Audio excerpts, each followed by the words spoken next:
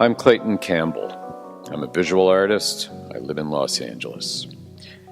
This project that I'm working on is made possible by a grant from the City of Los Angeles Department of Cultural Affairs. I'm very pleased that they were supporting this project. Since 2005, I've been working on what is an important public project entitled Words We Have Learned Since 9/11. The Words Project is a site-specific installation of photographic portraits, and it establishes an important intercultural dialogue between very diverse populations and about cultural differences and how people view their future. Originally, this project was a direct response to 9/11, but as time gone by, 10 years out, it's really become much more. The way I do this project is simple and includes anyone who wishes to be part of the Words Project. A participant will sit down with me in privacy, and I ask them two questions. First, what new words have they learned since 9/11? And then second, what words did they know that have taken on a different meaning? Each question leads to a very different kind of conversation, and finally it circles back around to a singular word. Sometimes we have a long discussion, or sometimes it's short, but the participants say whatever they need to communicate, and they are words of the participants solely. None of them are mine. They're then invited to have their portraits photographed while holding a sign with the words that they feel they've learned since 9/11. These portraits are added to the collection that is evolving and expanding, and as each exhibit continues to build a bridge of diversity between international communities, the number of portraits keep growing as more and more people participate. To date, I have 1,300 portraits in the exhibition, and there is really no end in sight. People view September 11th, 2001, as the first major iconic event of the 21st century that everyone has heard about. There have been incalculable and unforeseen social, religious, political, and military responses still rippling through region after region as a direct or indirect response to 9/11, and it has really changed our worldview. The Words Project continues to be important because it's about everything that has happened since 9/11, how people view their future, what they feel, what they've learned, and what is happening to them right now. The Words Project, I think, has become a visual legacy for the first 2 decades of the 21st century.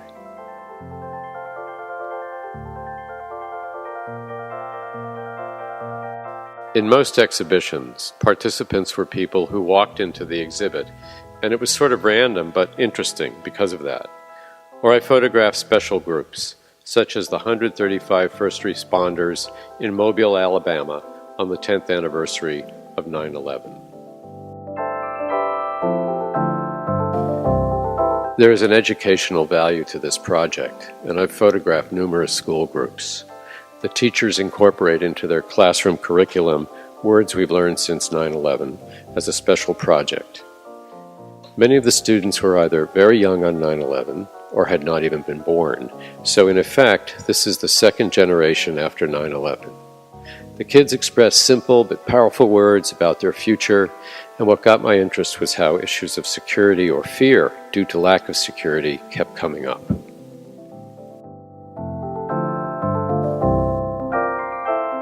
In Los Angeles, security has been a particular concern because of threats made against the Port of Los Angeles and Universal City.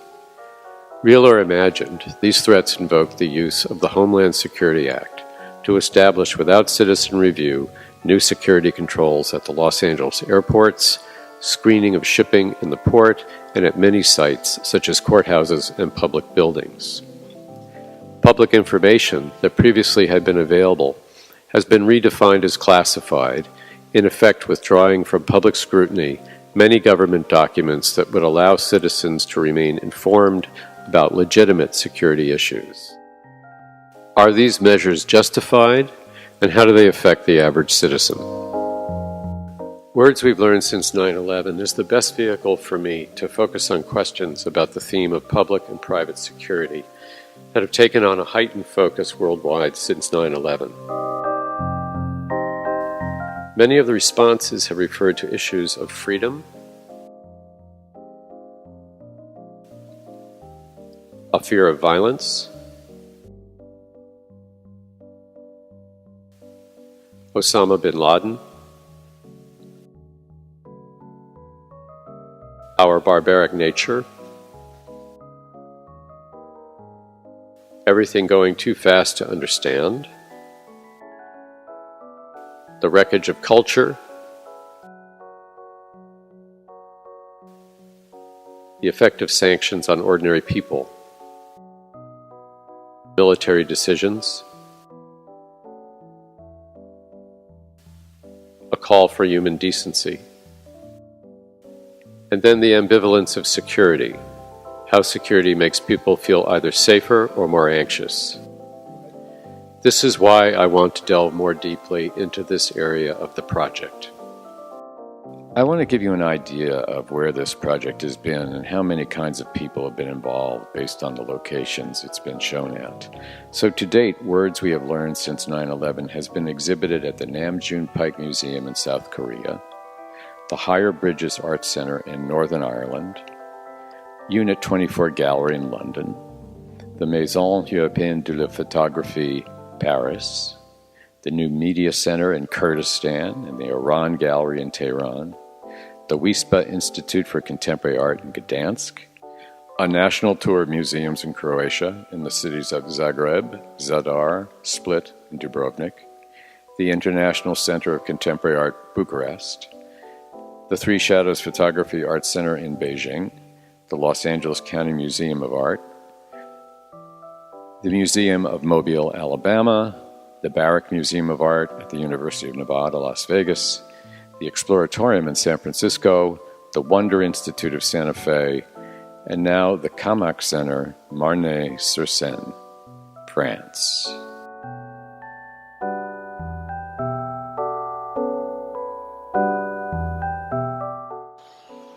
I wanted to look at this in a specific community and see if the people there are concerned and thinking about their personal and public security. During the CEI grant period, I interviewed, videotaped, and photographed portraits of the citizens in a French town who live adjacent a major nuclear power plant. And so I took the Words project to the small and beautiful and ancient village of Marnay-sur-Seine in France to investigate how issues of security might be reshaping behavioral patterns in a small, tightly knit community. Let me ask you a totally another question, but it's related. Camac Center is a Center for Art and Inquiry. What is the role of the artist or the responsibility of the artist now in light of all of these different discussions, world issues? Should artists be addressing them in their work? Or are places like Camac sort of retreats that are centers of intelligence that we try to conserve in the face of kind of a really widespread aggression? Does that question make sense? Should artists be socially responsible, or should they, in a positive way, kind of go into retreats and really work closely on things that are worth saving? I think that artists are responsible, and Camac as an art center open to the public, and we have to show in arts, or we are not here just to show beautiful things to the people. They have to be aware of many things, and they have to be open-minded and give them many opinions. So I think that for an art center like Camac, we have to show a way of understanding between people, and I think that is the most important to avoid war or to be angry at each other.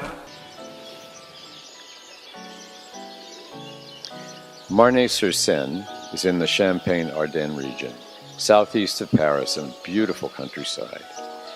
It's near the city of Troyes, where Jeanne d'Arc stopped to pray, and the cathedral, which is still standing. The area is dotted with very small towns over 1,000 years old. It's very picturesque, and it has a very long history of families living there. I asked some of the residents in Marnay what had been the most dramatic event they could remember, and the response was when the Cossacks came through in 1814 and burned part of the village. But the next event was 30 years ago, when a massive nuclear power plant was built in the next town of Nogent-sur-Seine, intentionally placed on the Seine River to cool the power plant. From Nogent, the Seine flows north and empties into Paris. Any accident would be catastrophic for anyone living adjacent to the Seine and has the potential to devastate the environment all the way to Paris.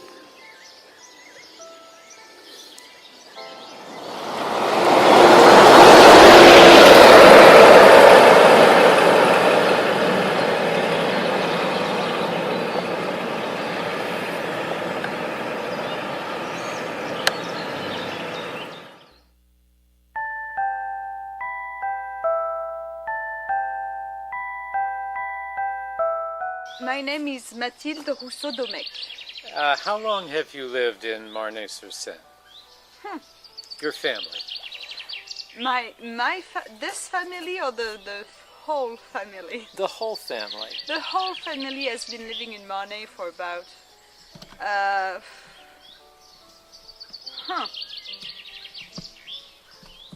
maybe at least a century. We're 2014? No, 13. Yeah. So I would say at least, maybe more than a century now. So my brother and I are the fourth generation living here. And you were telling me that there are other families that have been here longer. And how long? Like for example, Nini's family, Annie Lefebvre. I think her family has been here since the French Revolution. Oh my gosh! So, so when Marnay was founded, in which century? The 11th, 10th century? Well, tricky question. Marnay has been here for 1,000 years, maybe more than that. Right. Yeah, but Marnay, as it is now, has its own charter signed by King of France, first King of France, Charles Le Chauve, and it's about the year 800, between 800 and 900, something like that. So it's more than 1,000 years old, the village as it is now. So, for all of this time, has there ever been anything that's come into the region as dramatic as the nuclear power plant next door in Nogent-sur-Seine? The Cossacks? The Cossacks? When was that? Okay, so that was a disaster. Right. The Cossacks in chasing Napoleon out of Russia. Okay, all right. In 1814. And they came right through this area. Yeah. Oh gosh. They burned the part of the house here. Okay. Well, let me ask you this. We've been talking, and I've been talking with a number of people, including your family, about issues of security, particularly since 9/11. And I've been asking about people, or what words have they learned. I thought it was very interesting that when you and I were driving in the car last week by the nuclear power plant, we were stopped by their security. Yes. Tell me, or people looking at this videotape, exactly what happened. Well, at first we were entering the site, and the nuclear site. Well, actually we didn't enter the site. We only stayed on the public road. Correct, the public road passes by, and the policemen, when they saw us, told us that. Anyway, and I was wondering whether they would come or not. And, well, luckily they did. They did show up. And so they asked her to... Well, we had already pulled over for you to take a few pictures. Right. They asked for a driving license and the papers of the car. And no, they've been quite nice. It took us a very long time to keep the paper, and the other guy went over the telephone because he told us the whole site is stuffed with the cameras, and so right from the very beginning they saw us entering and stopping once, twice, and then at the first stop at the very, very bottom of the big towers, then they came over. And so they told us since what happened in a year or two ago with the Greenpeace coming. Now they have really, so they say, secured the area, Right. putting cameras around. So basically, they were doing their job, which is a good thing. Yes, but But funny that, we've been chatting, shooting pictures from a distance, close. It took us 20 minutes before, or at least 15 minutes before we saw them, right? that's true. In that a long amount of time. time, if someone wanted to do something really bad to the reactor, they probably could succeed in doing it. So, do you feel any more secure about any of this? No, well, if I'm feeling, how could I put it? I'm being very pragmatic, and if you ask me, of course, I could say, why not anyone coming and throw a bomb at it, and it looks like it's easy. Maybe we are mistaken, hopefully we are, but it looks like it's easy to do. You get 20 minutes standing there before someone comes, and no one searching in the car for anything. Well, but on the other way, I'm here in this old charming little village, very dear to our family and to the people who come. And we like being here. We like living here, and I wouldn't say that I don't care. Of course I do care, but it's just we are talking. Crazy things happen everywhere, so it doesn't. I can sleep at night. No Right. problem.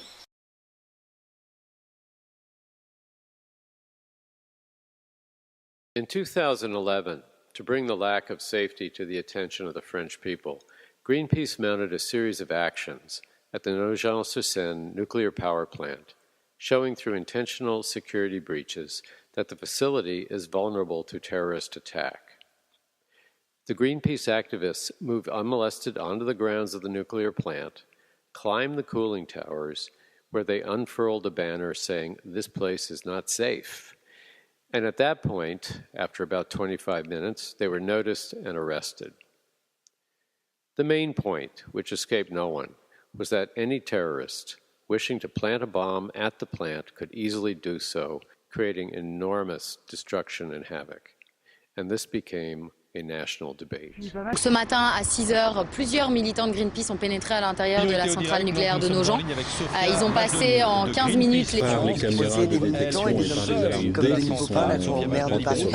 on remplace. Ce matin à 6 heures, plusieurs militants de Greenpeace ont pénétré à l'intérieur de la centrale nucléaire de Nogent. Ils ont passé en 15 minutes les 4...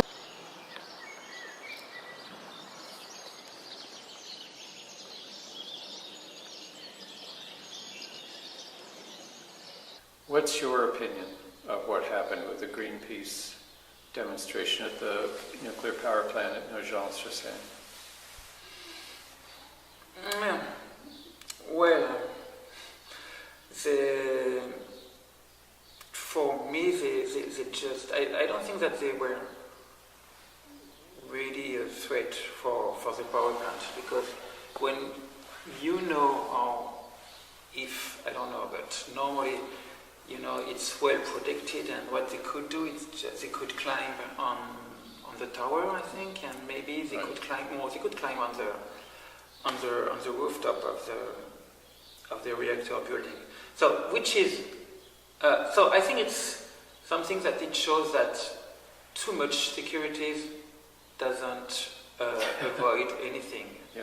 Because even if, for example, we've got some artists at Camac, and they, I would say like almost a tourist, they just want to take a pictures of the power plants from the road, and they are surrounded by 10 policemen, and some of the artists at Camac, they were taken to the police station, and they were asked for the ID, and they had so many questions, and of course all those artists, or even me or French people, when you want to take pictures or just walk around the nuclear power plant, when you see those policemen, you don't feel secure.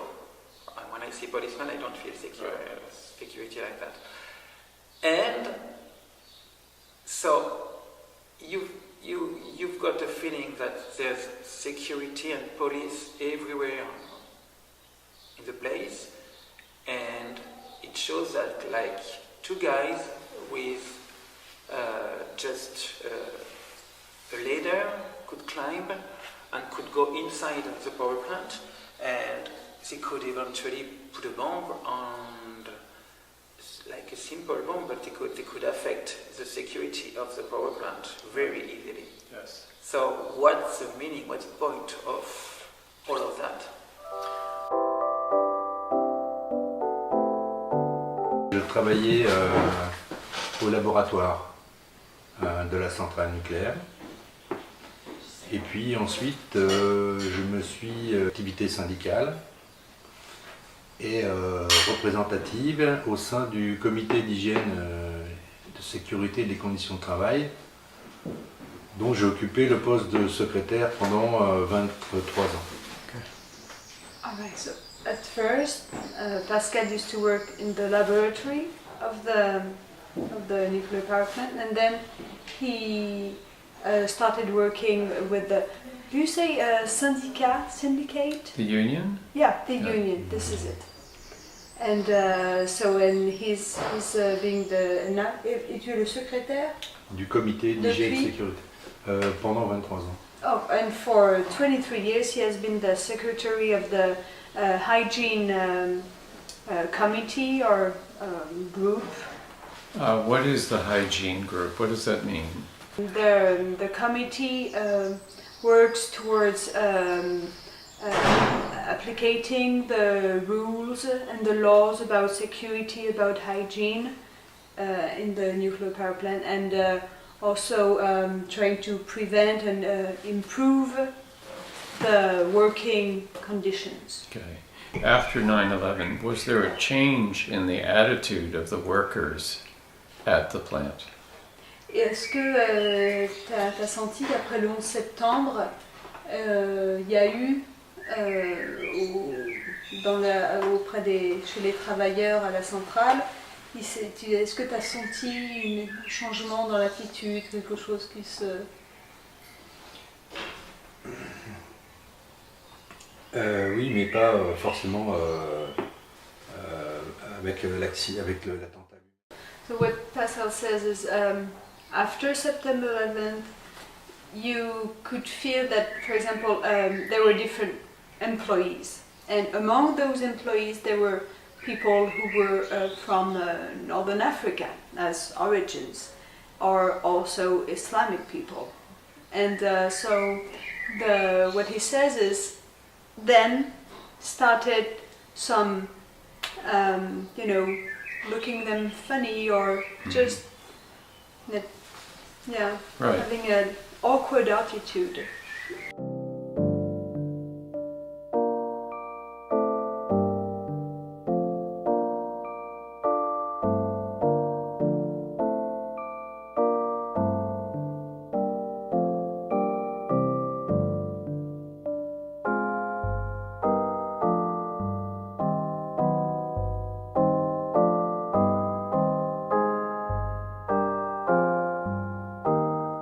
You can feel the fear and people coming at the Eiffel Tower, there's many people every day, and you say, if they have done this in New York, why not in Paris, in the Eiffel Tower? Right.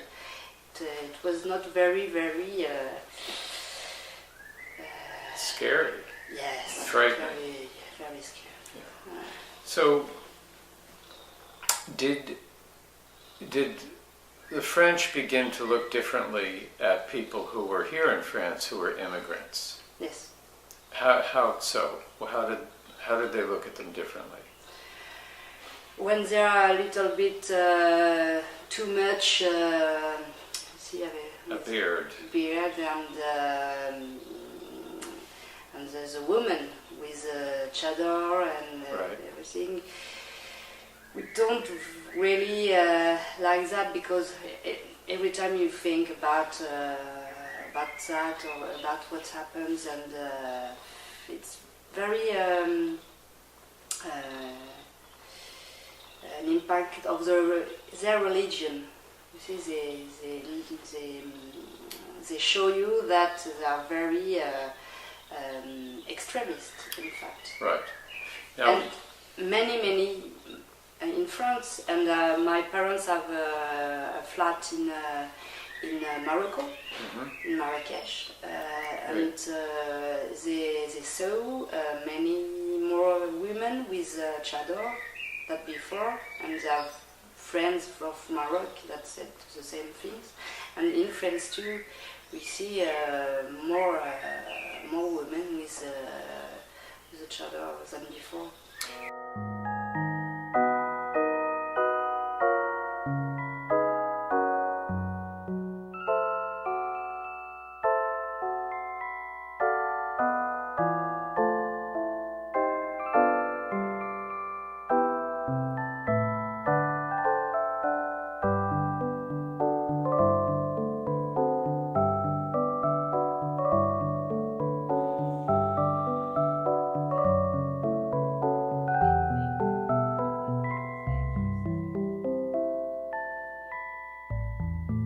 We from Paris, both of us, and found a little place nearby.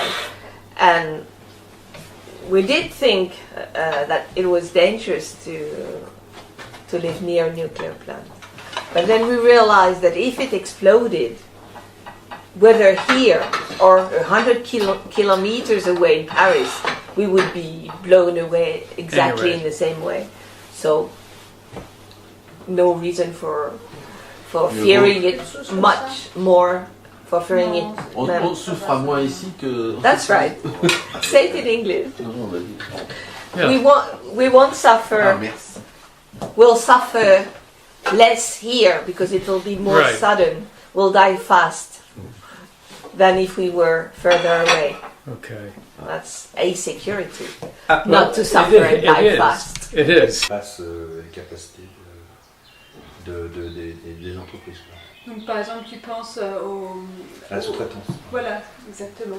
la cascade sous-traitance. Oui, c'est ça. Ce point avait déjà été pointé du doigt il y a quelque temps, je me souviens.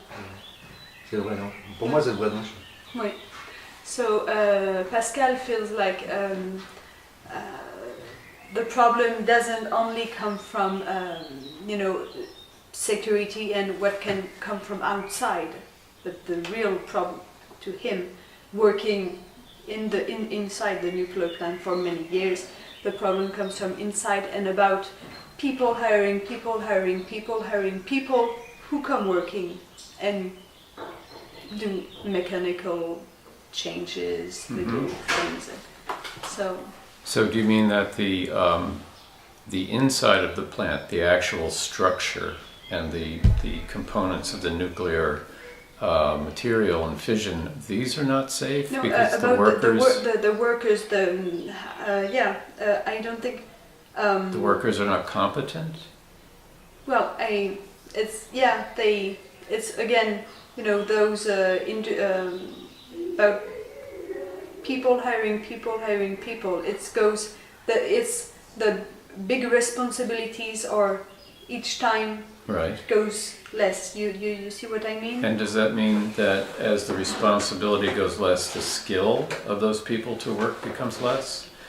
So The skills, the competence, and that's why accidents happen. Information aussi. And about information, they are not informed as they should be.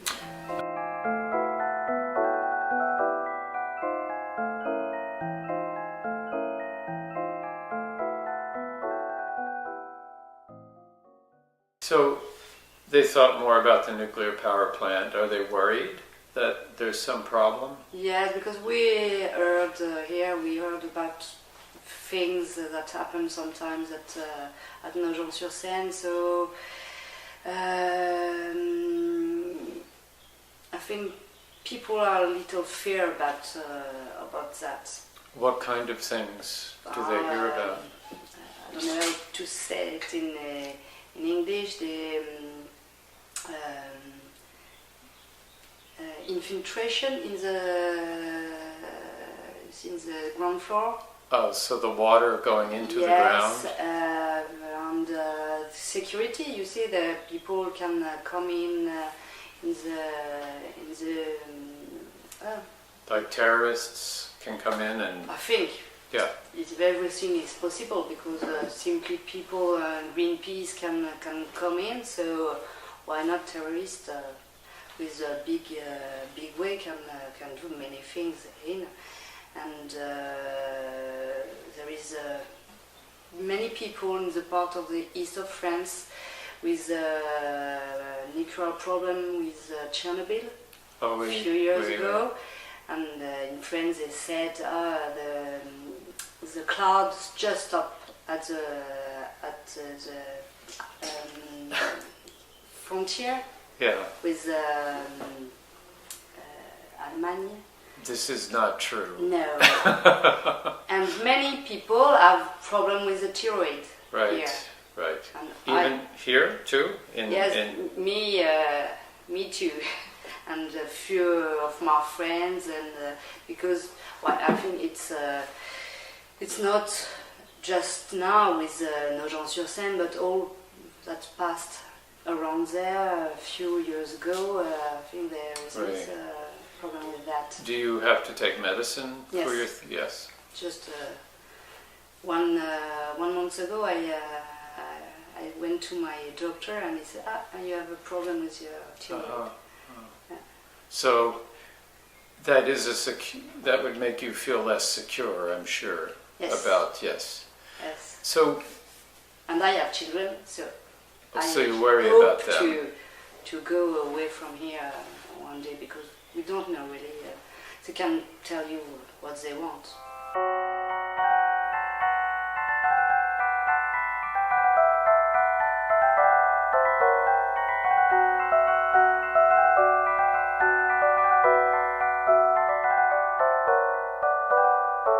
When you think of issues of security or words you've learned since 9/11, what comes to mind?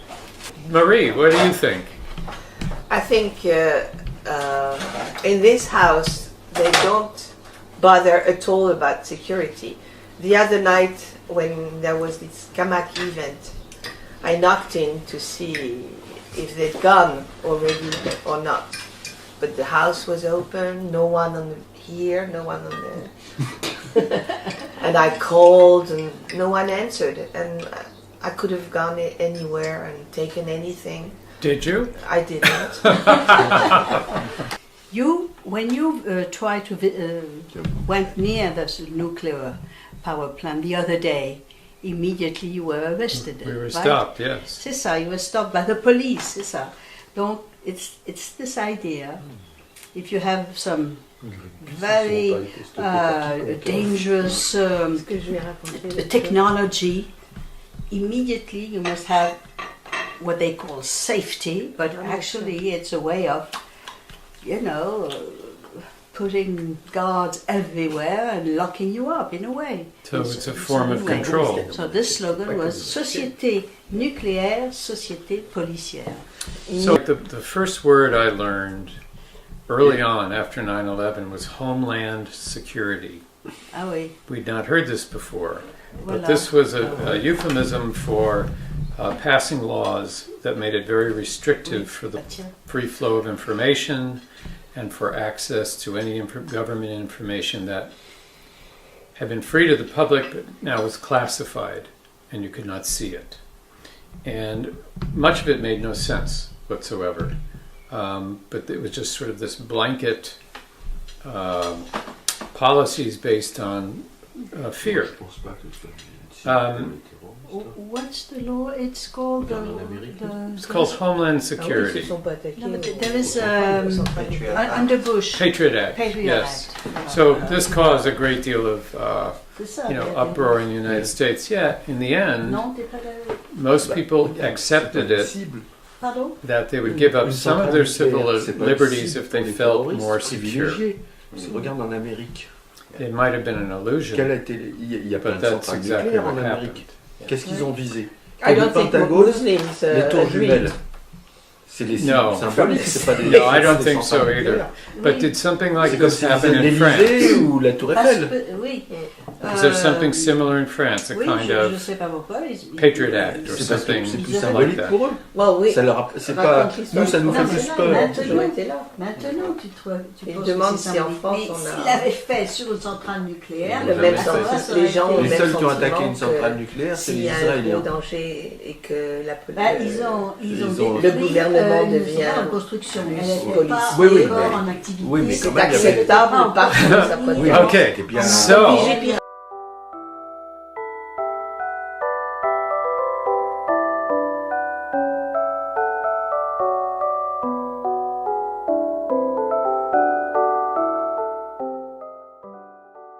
What comes across my mind is, I would say, madness for first thing. Madness and extremism. Would you say it in English? Extremism. Right. Extremism. Fanatism.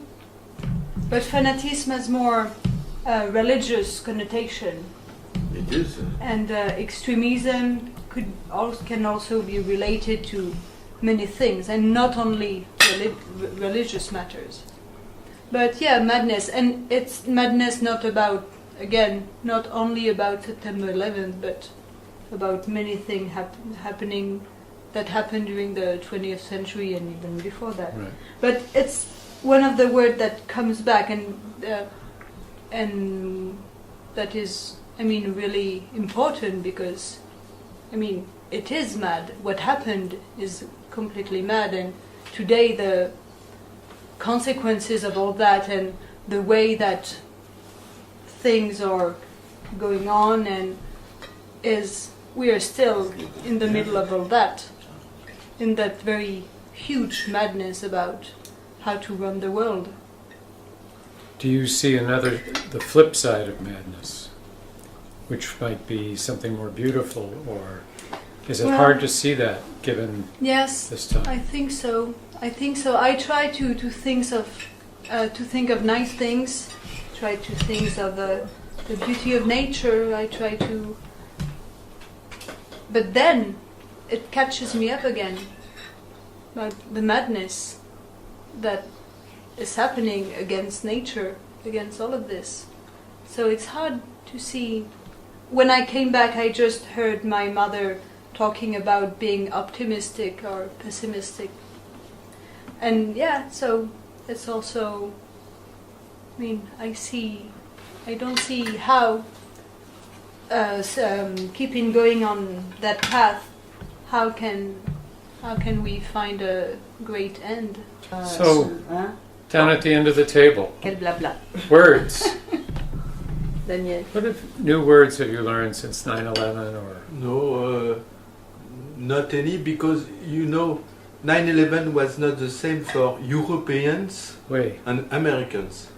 Americans were convinced of their own security because they never have, since a very long time, war on their territory. Oui, je comprends.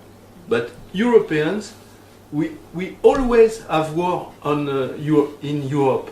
For example, in Yugoslavia, and between France and Germany and England, and we are used to the war, and we never have any security feeling in Europe.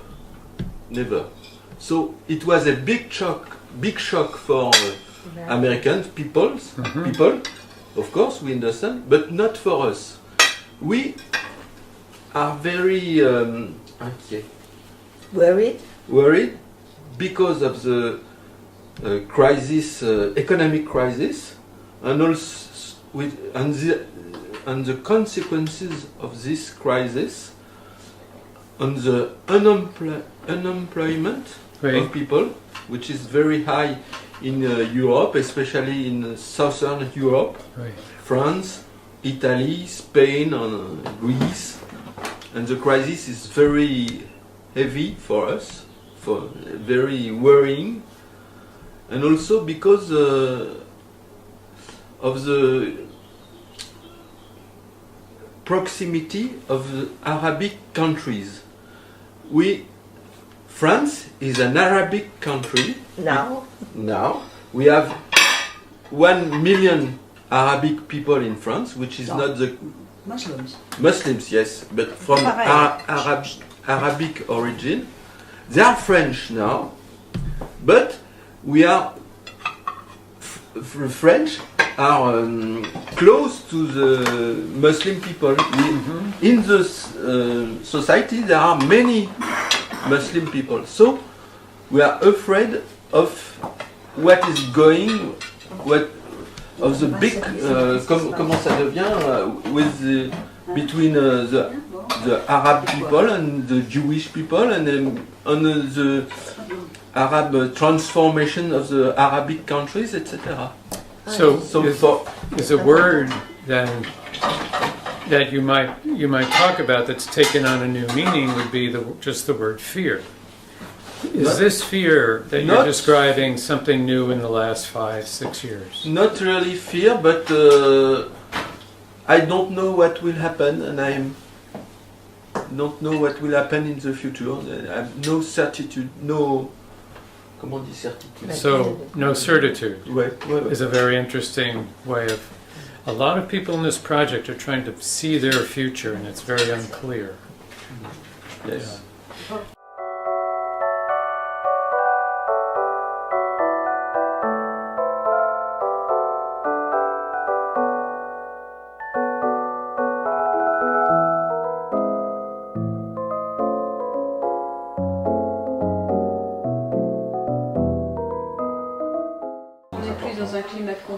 Voilà.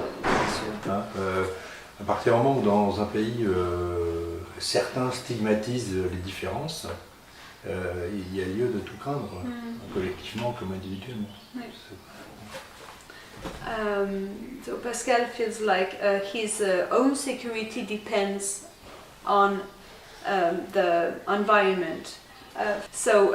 He feels like it directly depends on education, for instance, and his security also depends on whether in a more general environment, like for example, let's talk about France, like knowing that around him the people are happier or healthier or getting, to get education and stuff. They would feel more comfortable, more at ease, and from that goes goes the question about how people feel their own security and whether they feel comfortable or not. So it's not it's not a problem of about how he feels, but about how people are around, so that he can feel.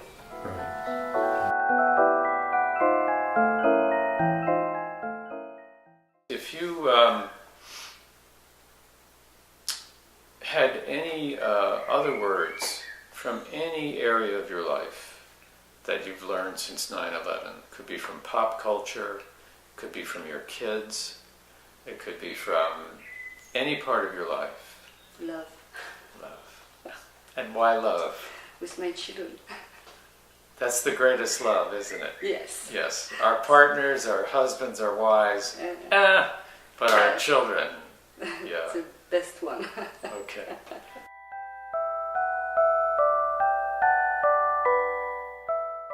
I wish people would demonstrate and go on the street for those reasons and for security, environmental reason. This is what concerns me most. Having to, we had this fight a few years ago about a fuel plant wanting to settle close to Marnay. Oh, really? Oh. Luckily, we got that fight. So it can work. Yes, it can. So that's why, and at the beginning we were talking to people saying, all right, do you want to join us on that fight? And people from Marnay, people everywhere around the villages went, why do you do that? You perfectly know that if they have decided it will happen, why do you do that? And so this is the perfect example for those people and everyone who doubt that there's nothing to do. There is something to do, and it's just about the people who have to decide what they really want. So you were able to change people's minds and they protested against this fuel plant? Well, it's a bunch of people, and some came also joining the cause. But yeah, this project, it didn't happen.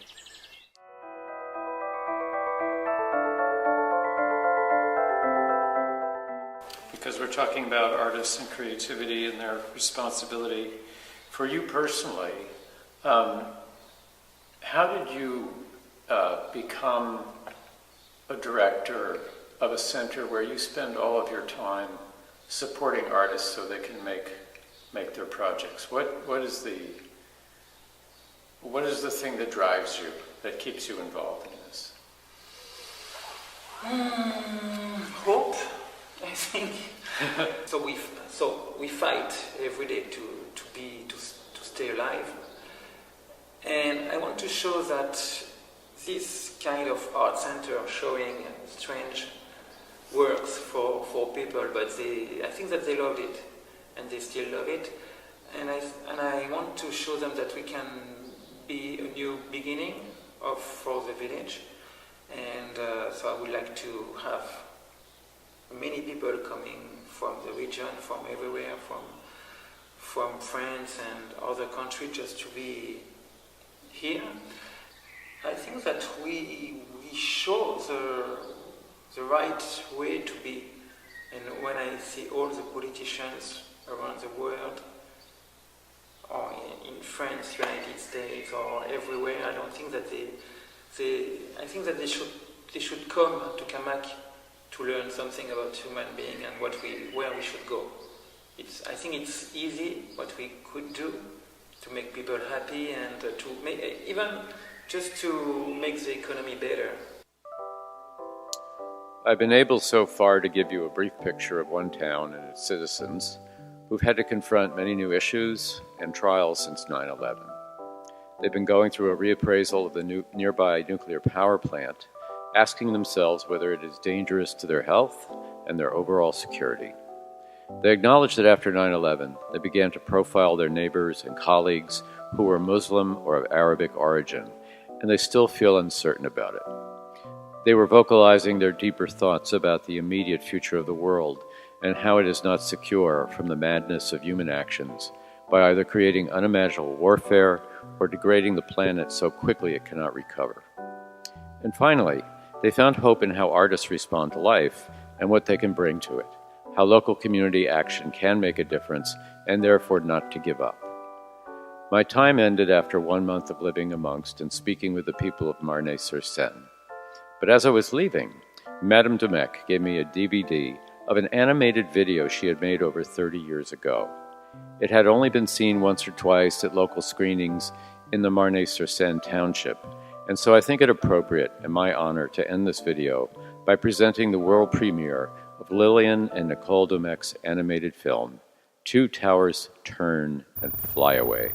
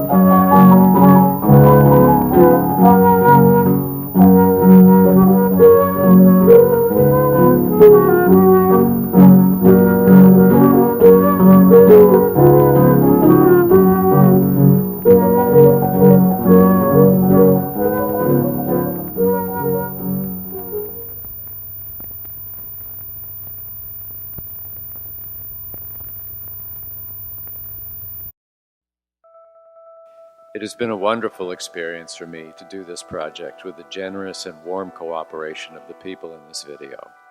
Words We Have Learned Since 9/11 is an ongoing conversation. It allows for different points of view crystallized into a single word or phrase. And it's a respectful conversation. To date, I've met and spoken with over 1,000 persons who found a word to express what they have learned and felt since September 11, 2001. In particular, I want to thank editor Max Weiner for his fantastic ideas and support. And I want to thank you for watching my video, and it's been a pleasure to make it and share it.